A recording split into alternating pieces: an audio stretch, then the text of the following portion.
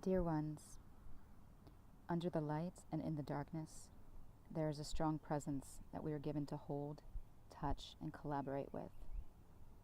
This is the presence of our past selves and our future selves in the shape of a shadow of our human form. Step out into the light and abandon all that you have ever felt and thought about that shape before. Give yourself the time to first take the visuals all in. Let the image spread across the canvas and let it seep into the line of sight. Give yourself an extra moment. Allow for clarity to rise from the bottom of that dark, deep pool. Let it reflect back to you, your own truth. This, my dear ones, is the act of reverence. This is the act of revering and honoring the light that has now risen from the place that we have kept it hidden. This, my dear ones, is the way that we have been holding ourselves so saintly and so harshly. It is all one now.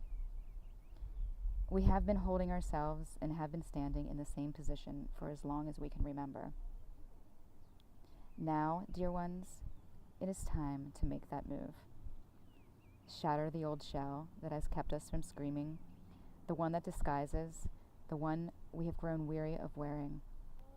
It is time for the mask to fall to the wayside, and for our eyes to be touched by the light of the deep darkness, the soul energy from this full moon night.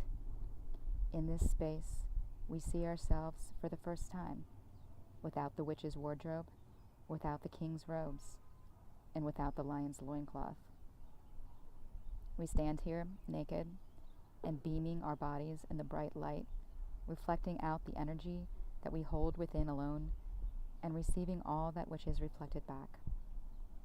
This, dear ones, is the time that we are not afraid and we are not alone. It is the time in which we are all seeing quite clearly, noting the outline of where we once were and where we are about to expand outward. This border or boundary is there for the breaking. It is there as the way to see and touch the continual courageous journey. It is there for us to see and for us to understand as our next great conquest.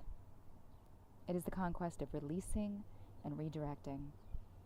It is the path in which we are offered and the one in which we will leave.